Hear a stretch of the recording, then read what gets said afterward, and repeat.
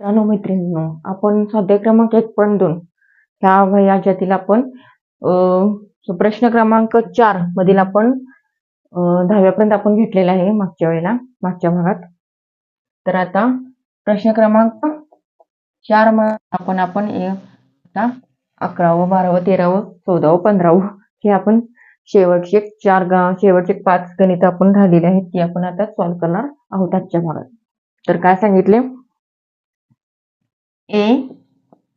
तर 11व गणित काय ए स्क्वेअर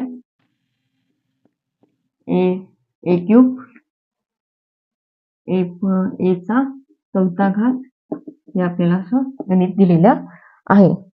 काय करायचं आपल्याला हे असताना तर काय करायचं आपल्याला असताना हे पुढचं पद आपल्याला शोधायचं आहे. तर ए आपलं काय असणार आहे एच असणार आहे आणि डी आपलं काय काढायचं आपल्याला इथं काढायचा आहे.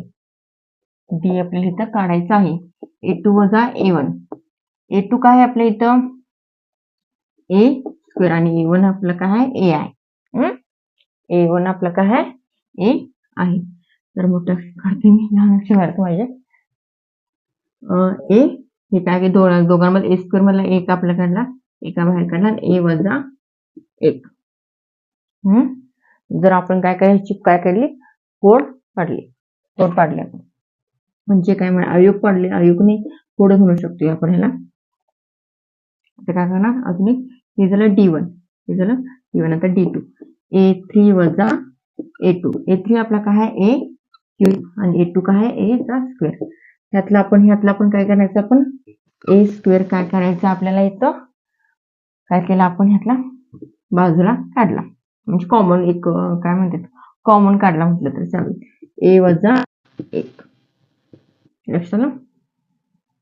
मग सगळ्यात A3 पण आपण D3 पण काढू शकतो. ह्याच्यामध्ये काय सांगितले A4 वजा A4 आपला काय इथं A4 आणि A3 काय आपला ए चा त्यातला ए क्यूब मी काय काढला कॉमन काढला तर ए वजा 1 लक्षात आलं. A3 आपला हा.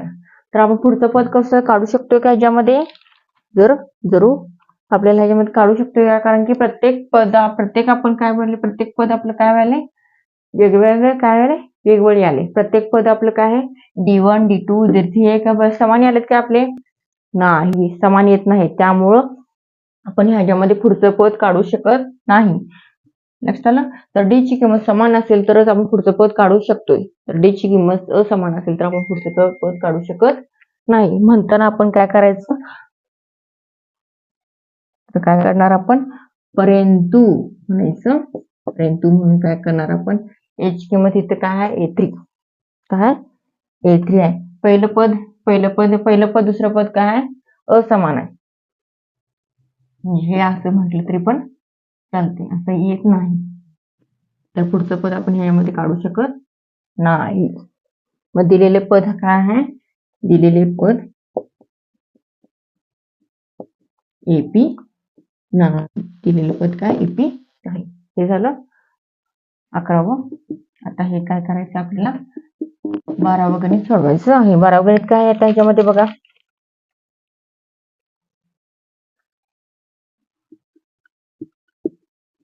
त्यामध्ये स्क्वेअर रूट मध्ये काय आहे स्क्वेअर रूट मध्ये 2 8 स्क्वेअर रूट मध्ये काय आहे 18 आणि स्क्वेअर रूट मध्ये आहे 32 असताना काय करायचं आपल्याला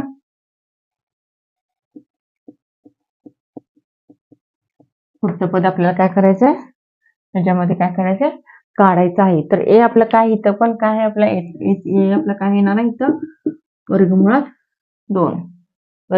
2 मी मागाशी स्क्वेअर रूट म्हटला स्क्वेअर रूटलाच आपण इंग्लिश ह्याच्यामध्ये वर्गमुळाच आपण इंग्लिश मध्ये स्क्वेअर रूट असं म्हणतो.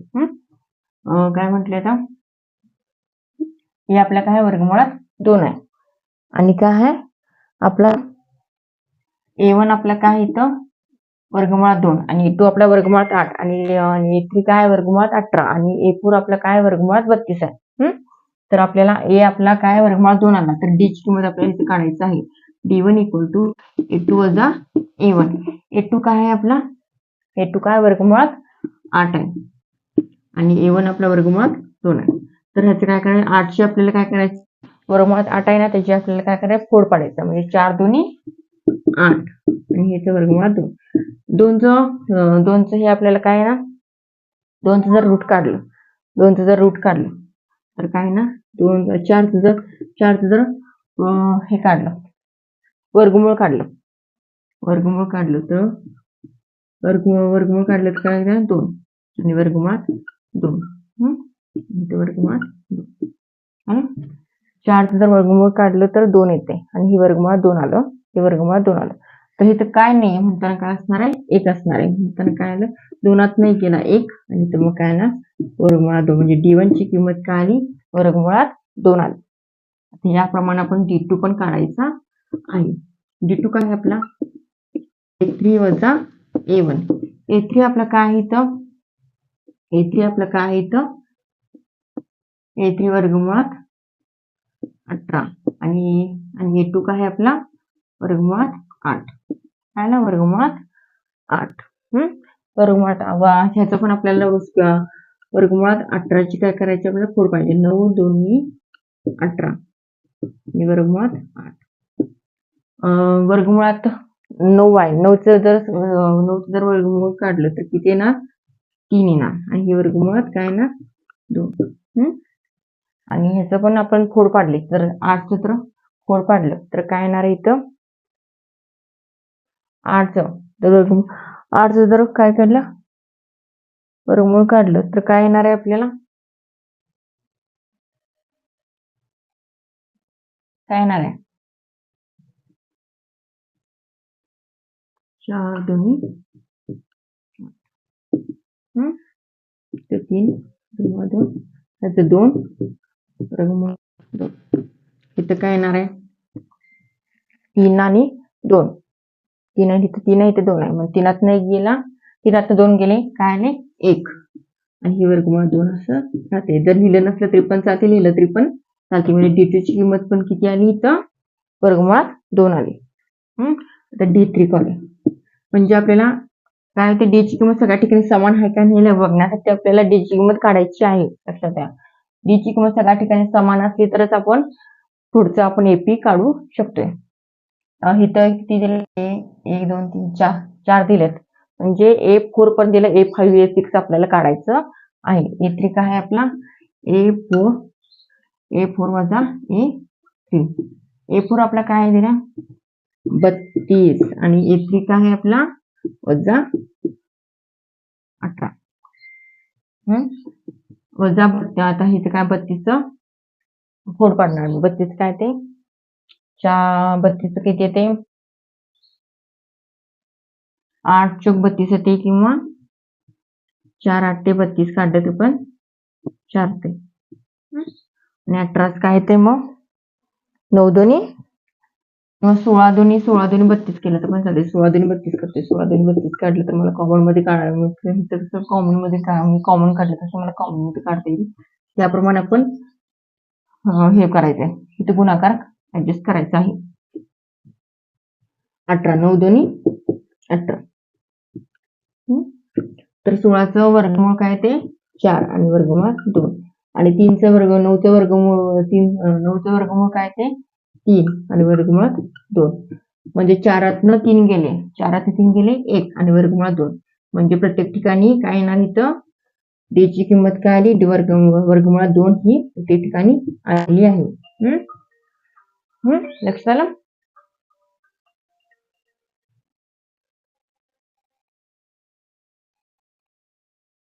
प्रत्येक ठिकाणी D ची किंमत काय, वर्गमूळ 2 आलेली आहे. लक्षात आलं.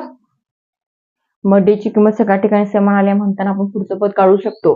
काय केले, मग पुढचं पद काय ना, वर्गमूळ 2 आहे म्हणताना आपण काय करणार, दिलेला क्रम काय AP आहे आपण म्हणू शकतो. आणि मग काय करणार, आपण इथं दिलेला क्रम हा AP आहे म्हणून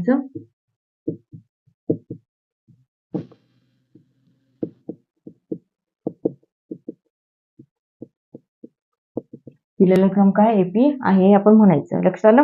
दिलेला क्रम हा एपी आहे म्हणायचं आणि पुढे आपण आता इथं काय करायचं आहे, इथं सॉल्व्ह करायचं आहे. पुढे आपण इथं काय करायचं आहे, सॉल्व्ह करायचं आहे. ए काय करायचं, ए5 काय येणार आपलं, ए4 अधिक डी. ए4 माझं काय आहे, ए4 माझं काय आहे वर्गमुळात 32 आणि ए डी माझं काय आहे 2. डी माझं काय आहे 2 आहे. म्हणजे काय येणार इथं, इथं सुद्धा मी काय करणार, इथं सुद्धा मी काय करणार, त्याची फोड पाडणार. फोड पाडून काय करणार, उत्तर काढणार. काढणार 4 8 32, 4 8 32 आणि इथे वर्गमुळात 2, याचं 2 वर्गमुळात 8 आणि वर्गमुळात 2 असे येते.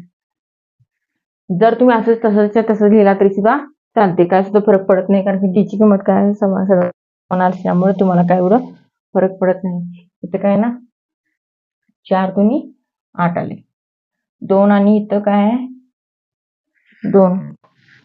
जर तुम्ही 4 8 32 2 वर्गमुळात 8 म्हणजे काय येणार इथं,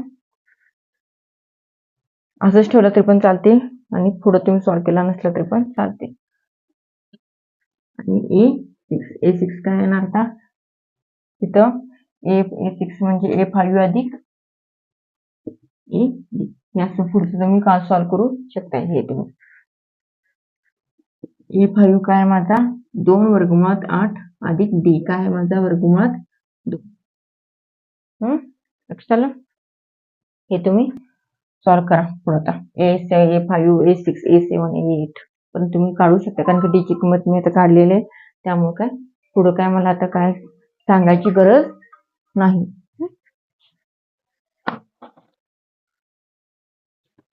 आता काय करणार आहे मी, ह्याच्या पुढचं 13व तुम्हाला सॉल्व्ह करून देते. 13व 14व 15व.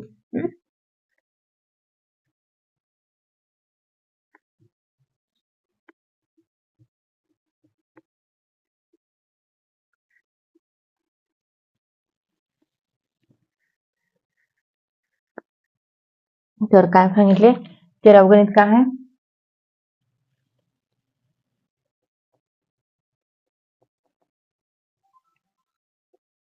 वर्गमुळात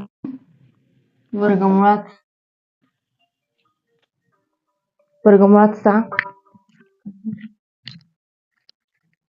वर्गमुळात 6 वर्गमुळात 9 वर्गमुळात 12 असं.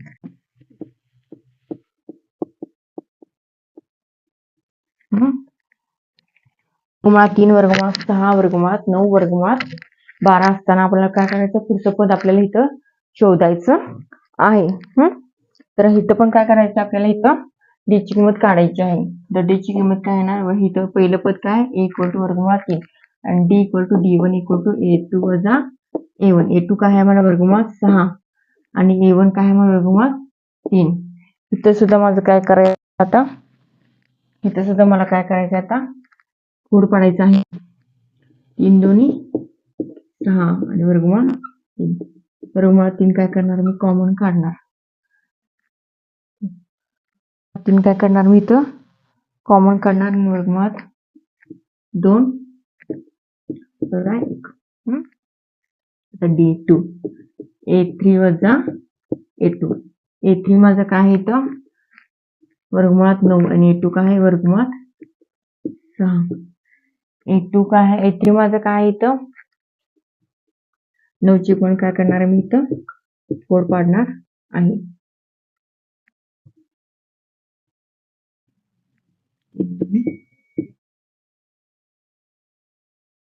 काय ना वर्गमुळात 3 काय काढलं कॉमन काढलं.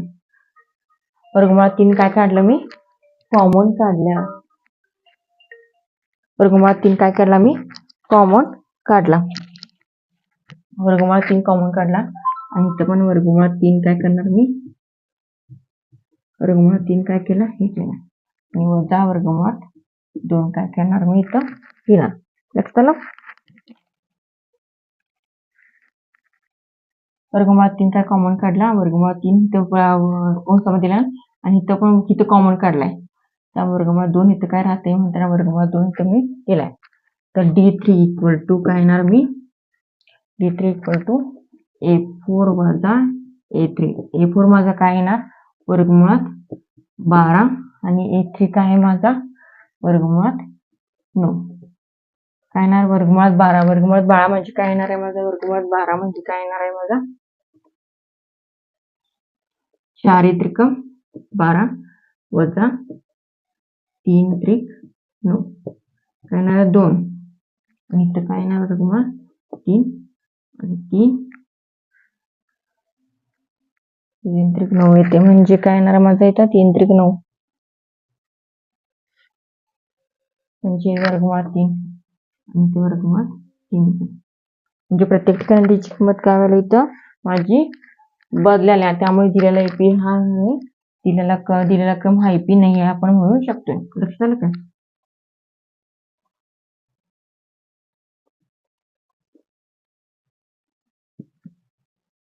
दिलेला क्रम काय आहे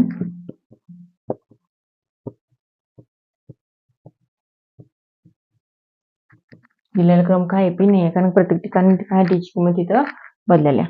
13वं झालं. आता 14वं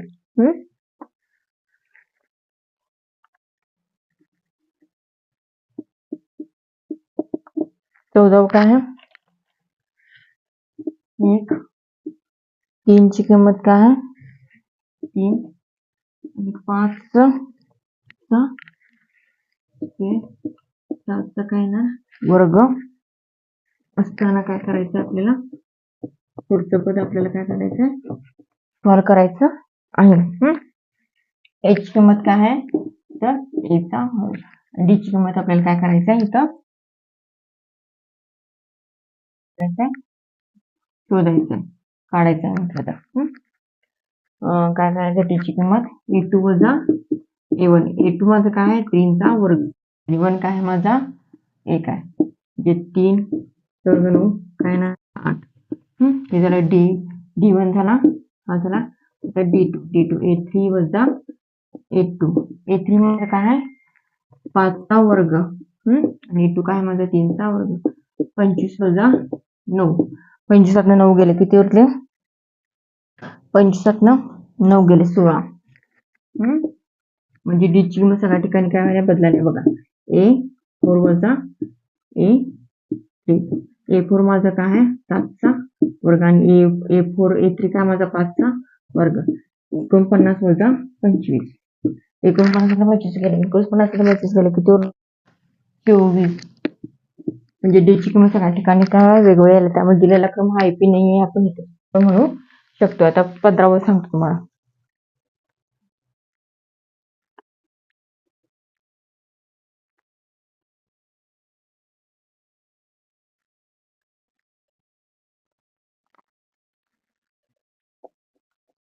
काय सांगितले 15वं पद 15वं काय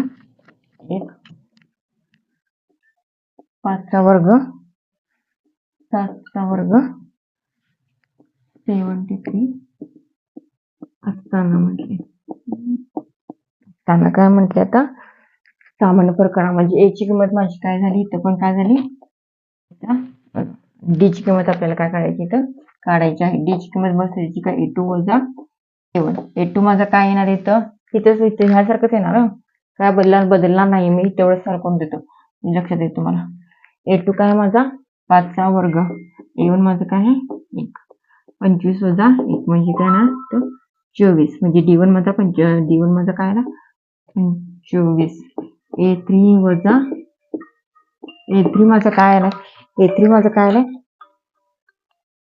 A3 माझा काय आहे इथं 7 चा वर्ग आणि A2 माझा काय आहे इथं A2 माझा काय आहे 5 चा वर्ग. A2 माझा काय आहे इथं 7 चा वर्ग म्हणजे काय ना आणि A2 माझा काय आहे 25. 49 मधनं 25 गेले 49 मधनं 25 49 मधनं 25 गेले होतात 24. आता D3 काढतो मी D3 काय A4 वजा A3. A4 माझा काय आहे इथं 73 आणि A3 काय आहे माझा 7 चा वर्ग 49. काय येणार इथं त्याचं पण उत्तर काय 73 मधून 49 केली 24 म्हणजे डी ची किंमत सगळ्या ठिकाणी काय आली इथं समान आली, त्यामुळे आपण पुढचं पद इथं काढू शकतोय. म्हणजे काय ना पुढचं पद दिलेला क्रम काय आहे, दिलेला क्रम एपी, दिलेला क्रम काय एपी आहे म्हणून हे आपण म्हणू शकतोय. दिलेला क्रम हा एपी आहे म्हणताना आपण A5 इक्वल टू A4 वजा A4 अधिक डी. A4 माझा काय इथं, A4 माझा काय इथं 73 अधिक डी माझा काय 24. म्हणताना ह्याचं बेरीज जर ह्याची बेरीज केली तर काय येणार इथं माझं 97 आणि A6 वजा 97 अधिक 24. ठीक आहे, 97 अधिक 24 म्हणजे किती येणार इथं 121. ह्याप्रमाणे तुम्ही आता हे सॉल्व करू शकता. A7 मध्ये काय येणार इथं 145. ह्याच्यामध्ये काय करायचं ऍड करत जायचं नुसतं 24 काय येणार इथं 175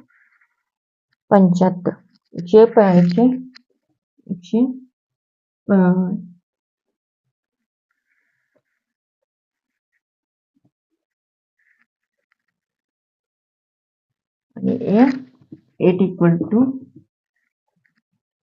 145 अधिक 24 किती उत्तर 169. A5 काय आला 97, A7 काय आला A6 काय आला 121, A7 काय आला 145, A8 काय आला 169. हे उत्तर येते. ह्याप्रमाणे तुम्ही सॉल्व करू शकता. जर ह्यातील तुम्हाला कुठलं गणित समजलं नसेल तर मला कमेंट बॉक्समध्ये किंवा मला कमेंट बॉक्समध्ये विचारा, मी तुम्हाला पुढच्या व्हिडिओमध्ये ते सॉल्व करून देईन. थँक्यू. आजचा भाग तुम्हाला कसा वाटला ते मला कमेंट बॉक्समध्ये पण सांगा. लाईक करा, शेअर करा, सबस्क्राईब करा. थँक्यू.